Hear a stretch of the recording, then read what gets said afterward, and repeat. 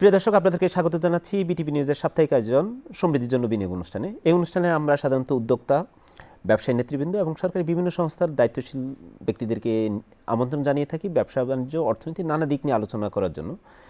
আমরা আজকের অনুষ্ঠানে একটু ব্যত্যয় ঘটিয়ে আমরা একজন সাংবাদিককে আমন্ত্রণ জানিয়েছি। তিনি ব্যবসা বাণিজ্য, বিশেষ করে সরকারের প্ল্যানিং কমিশন, সরকারের যে মেগা প্রজেক্টগুলো এনে বা বিভিন্ন পরিকল্পনা নেওয়া হয়, এই বিষয়গুলো দীর্ঘ দিন ধরে উনি কাভার করে আসছেন, প্রায় গত 1.5 দশক ধরে। আমাদের আজকের অতিথি মোহাম্মদ মাসুম বিল্লাহ, প্রধান প্রতিবেদক, ঢাকা স্ট্রিম, একটি অনলাইন পত্রিকা। অনুষ্ঠানে আমরা আপনাকে স্বাগত জানাচ্ছি। ধন্যবাদ। অনুষ্ঠানের শুরুতে আমরা একটা প্রতিবেদন দেখে নিব।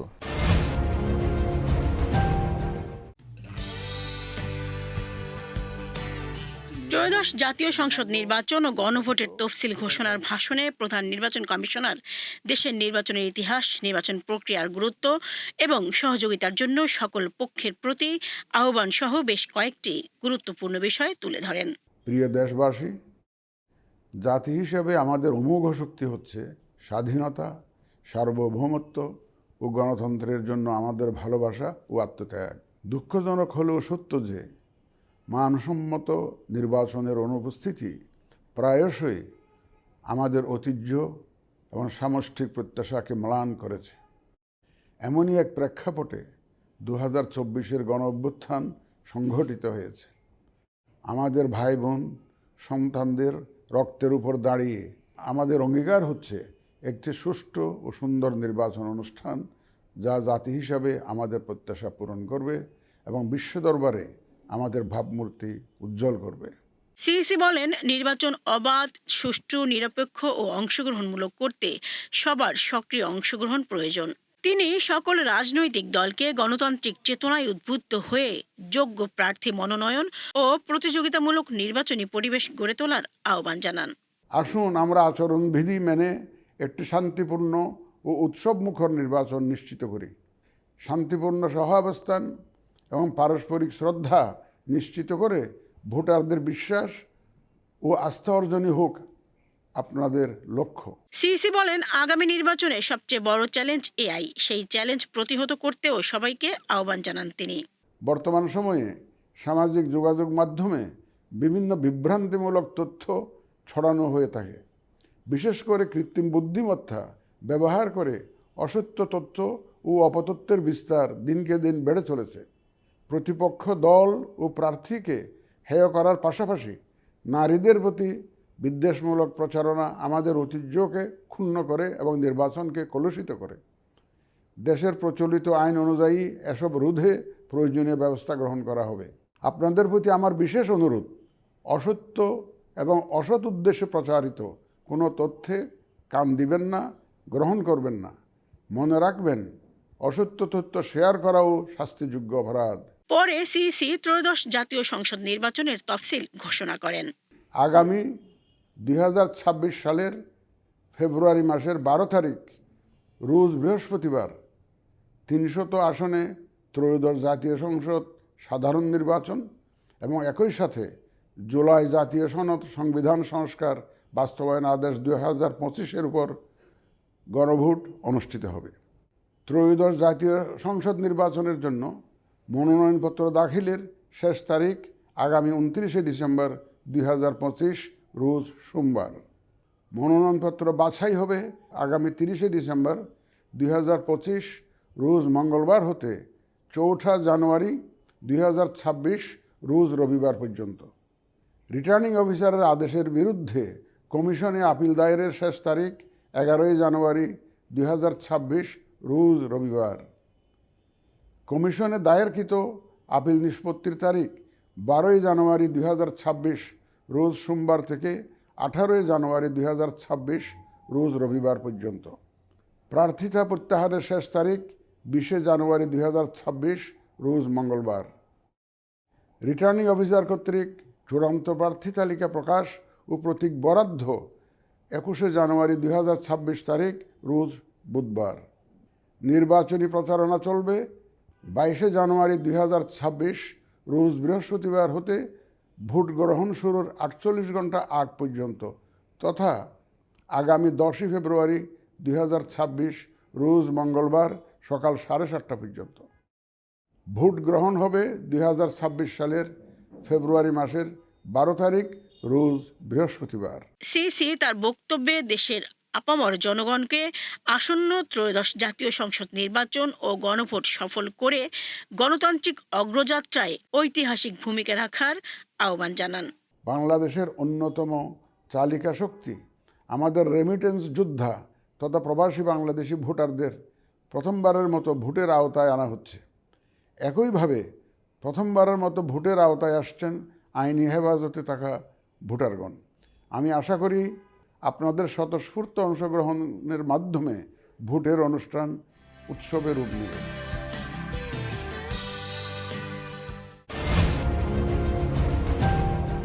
মাসুমুল্লাহ, আপনাকে আবারও স্বাগতম।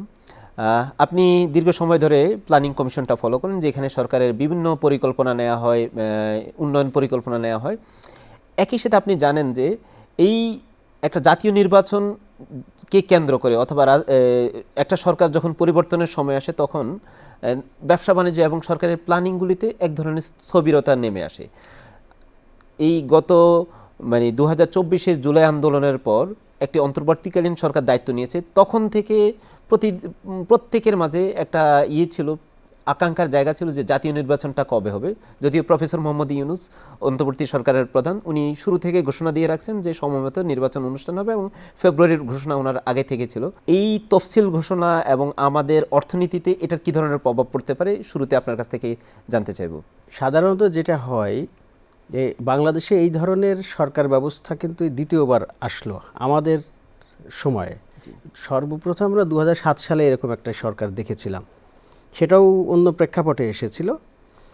তবে সেই সরকারের সময়েও কিন্তু আমরা দেখেছিলাম যে ব্যবসায়ীদের কনফিডেন্সের ঘাটতি তৈরি হয়েছিল নানা কারণে, এবং নির্বাচিত সরকার ছাড়া যে বিনিয়োগ গতি পায় না সেটা কিন্তু প্রমাণিত। সেটা ওই সময়েও যারা সুশীল সমাজের প্রতিনিধি বা এক্সপার্ট, বিভিন্ন সেক্টরের এক্সপার্ট, তারাই কিন্তু সরকারে ছিলেন।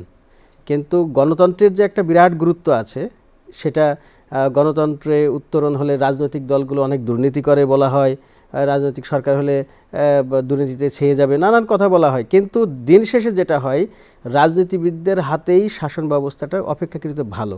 কারণ আমাদের দেশে সামরিক শাসন এসেছে, আপনি জানেন, অরাজনৈতিক সরকার এসেছে, 1/11 সরকার ছিল, আমরা এই সরকারটাও দেখলাম। সাধারণত দেখা যায় যে রাজনীতিবিদদের অনেক দোষ ত্রুটি থাকা সত্ত্বেও তাদের সময়ে যেভাবে দেশে বিনিয়োগ আসে বা মানুষের ভিতরে যে অর্থনৈতিক কর্মকাণ্ড পরিচালনার ক্ষেত্রে যে ধরনের স্বতঃস্ফূর্ততা থাকে, সেটা কিন্তু অরাজনৈতিক ব্যবস্থায় থাকে না। এর প্রধান কারণ হচ্ছে পলিসি কন্টিনিউশন, একটা বিরাট ইস্যু। আমাদের ব্যবসায়ীরা এখন দুশ্চিন্তায় আছেন যে এই সরকার যে নীতিগুলো করছে সেটার পরবর্তী যে সরকার আসবে সেটা তারা কন্টিনিউ করবে কিনা। ফলে যেটা হয়, রাজনৈতিক সরকার যখন গণতান্ত্রিক ব্যবস্থা থাকে, তখন 5 বছরের জন্য একটা নিশ্চিত ব্যবস্থা থাকে যে হ্যাঁ, এই 5 বছর এই সরকার এই পলিসিটা কন্টিনিউ করবে। ফলে ওই সময় বিনিয়োগটা আসে, এটা একটা বিষয়। আর দ্বিতীয়, আপনি আরেকটা বিষয় বলেছেন, সেটা হচ্ছে পরিকল্পনার ইস্যু। পরিকল্পনা তো আসলে এই সময় নেই।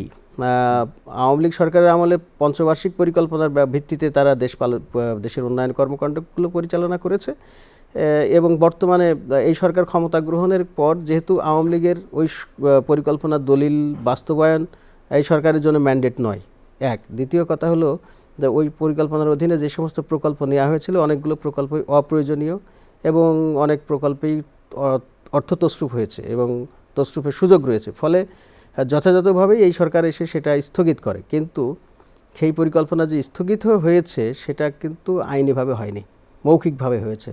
কোনো গেজেট নেই, সরকার কোনো গেজেট নোটিফিকেশনের মাধ্যমে কিন্তু সেই পরিকল্পনা স্থগিত করেনি। ফলে অষ্টম পঞ্চবার্ষিক পরিকল্পনা বাতিল হয়েছে এটাও কিন্তু বলা যাচ্ছে না। কাজেই এখানে একটা ধোঁয়াশা থেকে গেছে। এই সরকারের উচিত ছিল, যদি তারা সেটা স্থগিত করে থাকে, তাহলে সেটা অফিসিয়ালি বাতিল করা, সেটা করে নাই। ফলে ব্যবসায়ীদের মধ্যে বা বিনিয়োগকারীদের মধ্যে, বিদেশি বিনিয়োগকারীদের সবার মধ্যে একটা ধোঁয়াশা রয়ে গেছে। এই বিষয়গুলোতে কোনো ক্লিয়ার কিছু আসে নাই। হ্যাঁ, যে কারণে একটা নির্বাচন হওয়া খুব জরুরি। তফসিল ঘোষণা হলেই যে ব্যবসায়ীরা বিনিয়োগে ঝাঁপিয়ে পড়বেন তা কিন্তু নয়, বরং এখন আরও কন্ট্রাকশন হবে। কেন হবে? কারণ হচ্ছে এই সরকারের যে সমস্ত কার্যক্রম তারা পরিচালনা করছিল, যেমন একনেক সভা বন্ধ হয়ে যাবে, তারা নতুন কোনো প্রজেক্ট নিতে পারবে না। এই সরকার এখন রুটিন দায়িত্বের বাইরে কোনো কিছু করতে পারবে না। সমস্ত প্রশাসন যন্ত্র এখন পরিচালিত হবে নির্বাচন কমিশনের অধীনে। সার্বিকভাবে এই 2-3 মাস কিন্তু অর্থনীতির জন্য যে খুব ভালো কিছু হবে তা কিন্তু না, গতানুগতিকভাবে চলবে। এই গতিটা পাবে পরবর্তী ক্যাবিনেট গঠন হওয়ার পরে।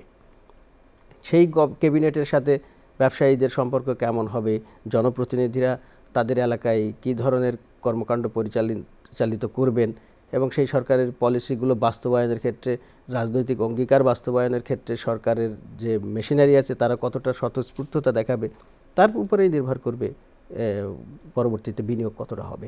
আপনার কাছে আমরা একটু জানতে চাইব, আপনি জানেন যে আমাদের রপ্তানি গত কয়েক মাস ধরে আমাদের নিম্নমুখী, মানে যদি আমরা আগের বছরের সেম সময়, গত বছরের ধরেন নভেম্বরের সাথে এই বছরের নভেম্বর, এই যে সাধারণত বড়দিনকে কেন্দ্র করে মানে ডিসেম্বর যখন আসে প্রত্যেক অর্থ বছরে আমরা দেখি যে নভেম্বর, ডিসেম্বর, জানুয়ারি এই সময়টা আমাদের রপ্তানি বাড়ে। এই বছর এটা একটু স্লো যাচ্ছে। এটার পেছনে কি আমাদের নির্বাচন, রাজনৈতিক প্রভাব বা কি মনে করেন আপনি, যদি আমাদেরকে এটা একটু ধারণা দেন, বা কবে নাগাদ এই ব্যবসার এই রপ্তানির এটা পজিটিভ দিকে আসতে পারে? দেখুন, একটা বিষয় হলো যে আওয়ামী লীগ সরকারের আমলে ডেটার একটা বিশাল চুরি ছিল। যেমন আমাদেরকে দেখানো হয়েছে ইপিবির ডেটাই একরকম, বাংলাদেশ ব্যাংকে যে ডলার আসছে ইয়ে থেকে রপ্তানির বিপরীতে, সেটার ফিগার এবং ইপিবির ফিগারের ভিতরে ব্যাপক পার্থক্য ছিল। ফলে যেটা হয়েছে যে এই সরকার আসার পরে একটা কাজ খুব ভালো কাজ করেছে, সেটা হচ্ছে যে অ্যাকচুয়াল ডেটাটা তারা প্রোভাইড করেছে এবং সেই অনুযায়ী যে রপ্তানির সাথে তো আমাদের জিডিপি গ্রোথেরও একটা সম্পর্ক আছে। তো আমাদের বিবিএস গ্রোথের হিসাবটা করে। তো এই সরকার যখন রপ্তানির হিসাবটা অ্যাকচুয়াল হিসাবে নিয়ে আসলো, তখন সেই অনুযায়ী তারা কিন্তু গ্রোথের হিসাবটা রিভাইজ করেছে। তো ফলে যেটা হয়েছে, এখন যে হিসাবটা দেখানো হচ্ছে রপ্তানির, আপনি গত বছর যখন এই হিসাবটা হয়েছে তখনও কিন্তু সরকার কারেকশনের মোডের মধ্যে ছিল, তখন পুরোপুরি কারেকশন হয় নাই। ফলে এটাতে আমি খুব বেশি যে চিন্তিত হচ্ছি তা না, কিন্তু রপ্তানি হ্রাস পাওয়ার একটা বড় কারণ হলো যে আপনি জানেন মার্কিন শুল্কের একটা ইস্যু আছে, তো ওইটার একটা প্রভাব তো আছে, এটা একটা বিষয়। আর একটা বিষয় হলো যে আমাদের ব্যবসায়ীদের মধ্যে এখনও কনফিডেন্সের ঘাটতি আছে। হ্যাঁ, সেটার অভ্যন্তরীণ বিনিয়োগ খুবই স্লোথ। আর আওয়ামী লীগ সময়ের ইন্টারেস্ট রেটের ক্যাপ করে দেওয়া হয়েছিল, আপনি জানেন। এই সরকার এসে ক্যাপ তুলে দিয়েছে, ফলে যেটা হয়েছে এখন ইন্টারেস্ট রেট কিন্তু অনেক বেশি এবং যারা আগে 9% ইন্টারেস্টে বা 10% ইন্টারেস্টে লোন নিয়েছিল, সেটাকে এখন পরিশোধ করতে হচ্ছে 13%। তো এটাও একটা, তাদের ব্যবসায়ীরা নতুন বিনিয়োগ করার ক্ষেত্রে একটা সমস্যায় পড়ছেন। এবং এক্সপোর্টে যেটা হয়েছে, মানে আপনি যথার্থই বলেছেন যে নভেম্বর, ডিসেম্বর, জানুয়ারিতে বাড়ে, কিন্তু এই বাড়াটা কিন্তু অর্ডারটা তো আগেই আসে। তার মানে এই প্রভাবটা কিন্তু এখনকার না, এটা আমার প্রিভিয়াস যে অর্ডার সেটা ওই সময় হয়তো যথাযথভাবে আসে না, কারণ ওয়ার্ল্ড ইকোনমিতেই এক ধরনের টার্মোইল চলছিল ওই সময়। কারণ এক্সপোর্ট যারা এখান থেকে ইম্পোর্ট করবে, আমাদের সবচেয়ে বড় বাজার, একক বাজার হচ্ছে ইউএসএ।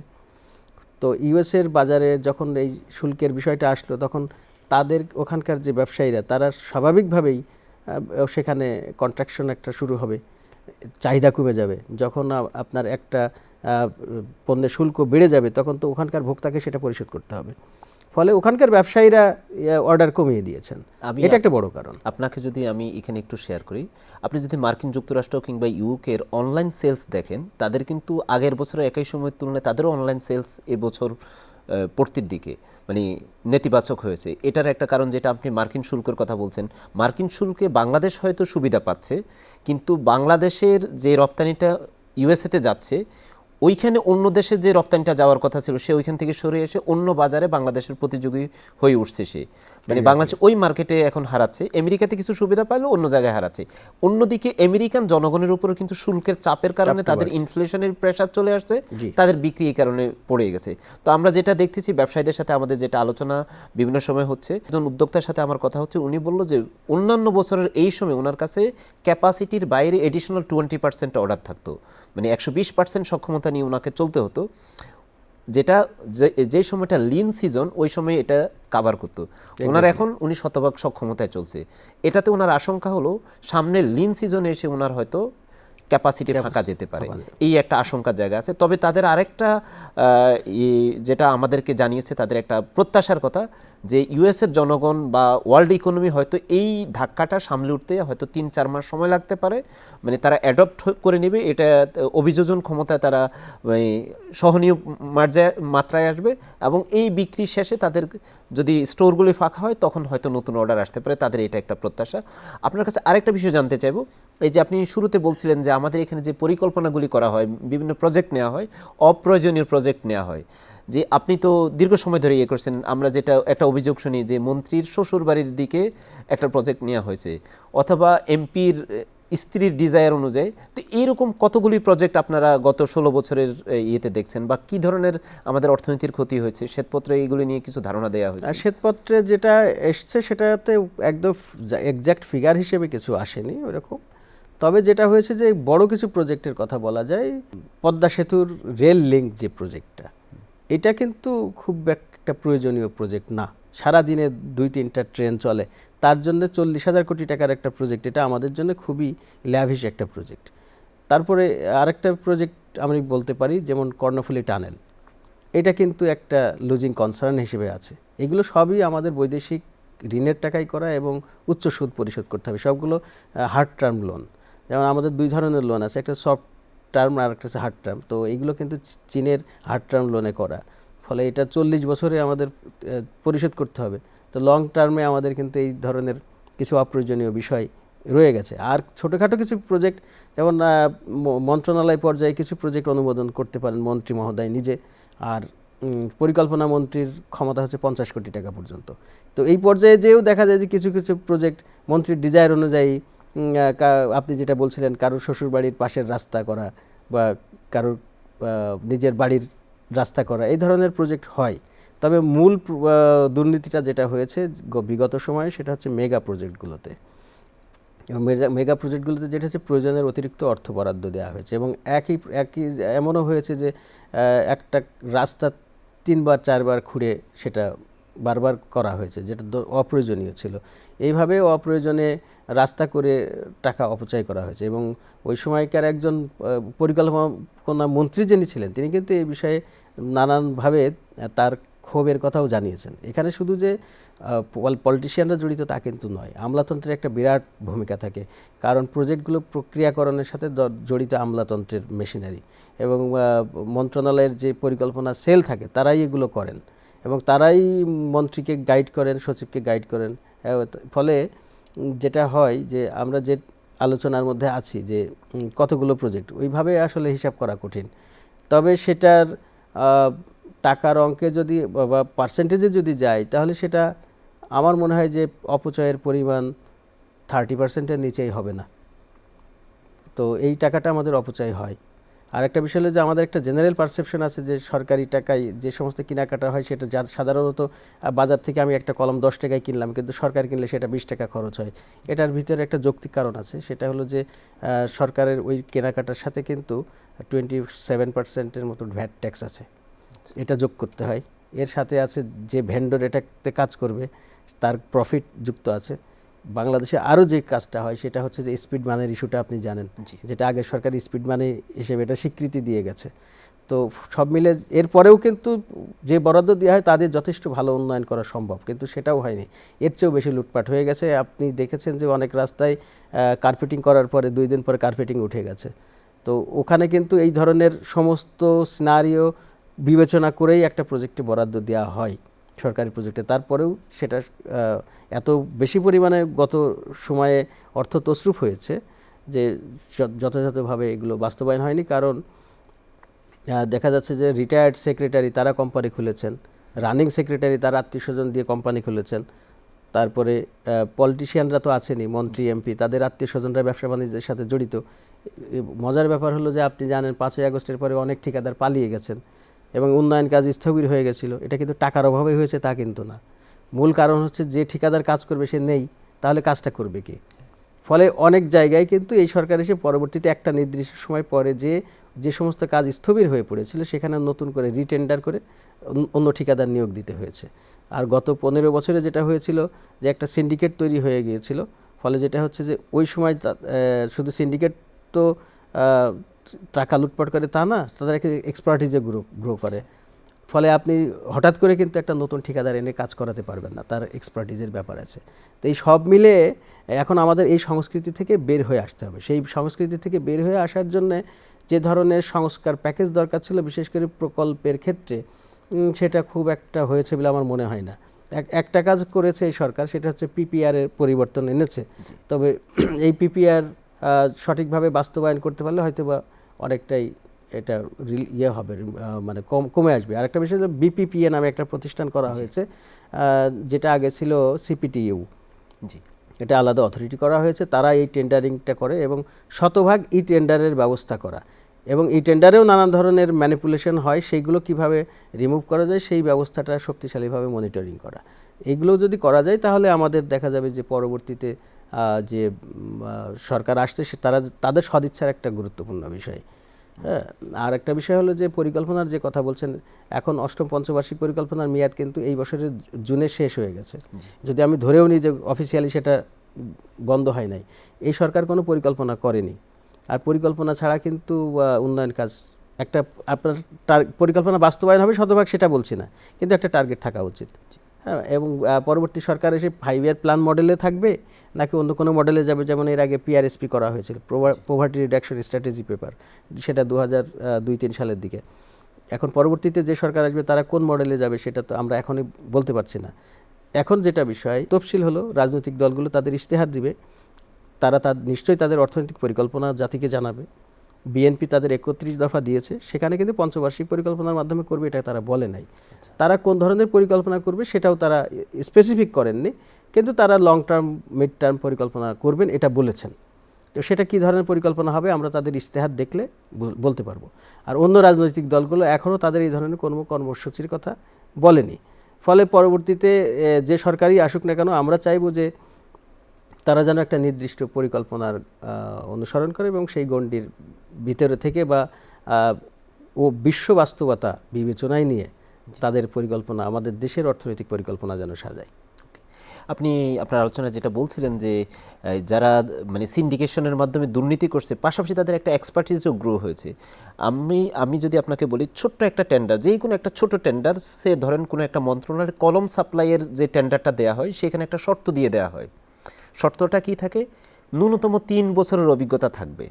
তো যারা গত 16 বছর দুর্নীতির সিন্ডিকেশনের সাথে জড়িত ছিল, ও ছাড়া তো কারো ওই অভিজ্ঞতা নেই, আর অন্য কোনো কোয়ালিফিকেশন দেখা হয় না। যে সংস্কারের মাঝে আমাদের এই ছোট্ট, এটা একটা একেবারে ন্যারো ডাউন করে বললাম, এই ধরনের কোনো কিছু কি দেখছেন যে টেন্ডারের, যেমন ই টেন্ডারে করা হচ্ছে, কিন্তু টেন্ডারে কি যাবে, কে কাজটা পেতে পারে, শর্ত কিন্তু আগেই দিয়ে দেওয়া হচ্ছে। এইখানে কি এ ধরনের কোনো পরিবর্তন দেখছেন? এটা নতুন যে আইন হয়েছে, আমরা আইএমইডির সাথে এটা নিয়ে আমরা বসেছিলাম। তো আইএমইডি আমাদের সাংবাদিকদের একটা গ্রুপের সাথে তারা আলোচনা করেছিল, তখন তারা আমাদেরকে জানিয়েছিল যে এই বিষয়গুলো, আপনি যে ইস্যুটা বললেন, এই ইস্যুটাও তাদের বিবেচনায় আছে। ফলে এটা কিভাবে প্রতিরোধ করা যায় সেই ব্যবস্থাটাও তারা নতুন আইনে এনেছেন। হ্যাঁ, এবং নতুন বিধিমালায় সেটা এসছে। তবে যেটা হয়, আমাদের দেশে যখন সরকার একটা নতুন সিস্টেম চালু করে, ওই মানে এক্সিস্টিং দুর্নীতির ব্যবস্থা প্রতিরোধ করার জন্য, তখন যারা দুর্নীতি করতে চায় তারা আবার নতুন পন্থা অবলম্বন করে। হয়তো বা দেখা যায় 5-10 বছর পরে যে নতুন কিছু পন্থা বের হয়ে আসবে, এবং সেটা প্রতিরোধ করার জন্য এই বিধিমালা আবার সংশোধন করে আরও নতুন কিছু বিষয় হয়তো বা সেখানে সংযোজন করা লাগবে। এইভাবেই হয়তো বা সাইকেলিক ওয়েতে চলতে থাকবে। আর এটা একটা চলমান প্রক্রিয়া, কারণ সংস্কার একবারে হয়ে যায় না, কারণ নতুন নতুন বিষয় আসতেই থাকে সমাজ ব্যবস্থায়। একসময় ইন্টারনেট ছিল না, ইন্টারনেট আসছে, সুতরাং এটা রেগুলেশনের বিষয়ে চলে আসছে। তো একসময় ই টেন্ডার ছিল না, তখন আমরা দেখেছি যে একসময় বাক্স নিয়ে দৌড়াদৌড়ি হতো, খুনাখুনি পর্যন্ত হতো, কে বেশি প্রভাবশালী, পেশি শক্তির একটা ব্যাপার ছিল। এখন সেই পেশি শক্তির বিষয় নেই, এখন চলে গেছে টেকনিক্যাল জায়গায়, কার মাথা কত শার্প, কে কত টেকনিক্যাল এক্সপার্টিস অ্যাপ্লাই করে এটা ম্যানিপুলেট করে নিজের পকেটে নিতে পারবে। আবার এমনও আছে যে যারা পেতে চায়, এরকম 5-6টা ঠিকাদার নিজেদের ভিতরে একটা কনসেনসাস করে ফেলে যে আচ্ছা ঠিক আছে, এই কাজটা আমি করতে চাই, তুমি এত টাকা কোট করবা, আমি এত টাকা করব, সবাই শিডিউল কিনে এভাবে কোট করে দেখা যাচ্ছে যে আচ্ছা ঠিক আছে, এই কাজটা আমি করতে চাই, পরবর্তী ওই কাজটা তুমি করবে, তখনও আমরা এইভাবে কোট করব। তো এই সমস্ত বিষয়গুলোও কিন্তু ঘটে। তো এই সমস্ত বিষয়ে আমরা যখন পরিকল্পনা মন্ত্রণালয়ের সঙ্গে আলোচনায় বসছি, আমরা যখন এই ইস্যুগুলো তুললাম, তারা বললেন যে এইগুলো আমাদের বিবেচনায় আছে এবং সেই ইস্যুগুলো তারা অ্যাড্রেস করেছেন। এবং বিশ্বব্যাংক এখানে একটা কি রোল প্লে করেছে এবং বিশ্বব্যাংকের আমাদের দেশের আর্থিক ব্যবস্থাপনায় যে সমস্ত সংস্কার হয়েছে সেখানে বিশ্বব্যাংকের একটা বড় ভূমিকা আছে। যেমন আপনি জানেন যে অর্থ মন্ত্রণালয়ের যে বাজেটের অ্যাকাউন্টিং সিস্টেম যেটা আইবাস এটা কিন্তু বিশ্বব্যাংকের পরামর্শেই করা হয়েছিল এবং আমাদের নতুন যে আইন হয়েছিল আজ থেকে প্রায় 20 বছর আগে, সেটাও কিন্তু ওইভাবেই বিশ্বব্যাংকের পরামর্শেই করা হয়েছিল। সো এই সংশোধনগুলো যেটা হচ্ছে, আমার মনে হয় এটা কন্টিনিউ করা উচিত এবং পরবর্তী সরকারের উচিত এই ধারাটা ধরে রাখা। এটাই হবে পরবর্তীতে আমাদের মানে দুর্নীতি কমানো এবং অর্থনীতিকে এগিয়ে নিয়ে যাওয়ার প্রধান হাতিয়ার। ধন্যবাদ মাসুম বিল্লাহ আমাদেরকে সময় দেওয়ার জন্য। আপনাকেও ধন্যবাদ এবং আপনার মাধ্যমে বিটিভির দর্শকদেরকেও ধন্যবাদ জানাচ্ছি। প্রিয় দর্শক, এই ছিল আজকের অনুষ্ঠান। আজকে এইখানেই শেষ করছি। আগামী পর্বে অন্য কোনো অতিথির সাথে আবারও আপনাদের সাথে দেখা হবে। সে পর্যন্ত ভালো থাকবেন। আল্লাহ হাফিজ।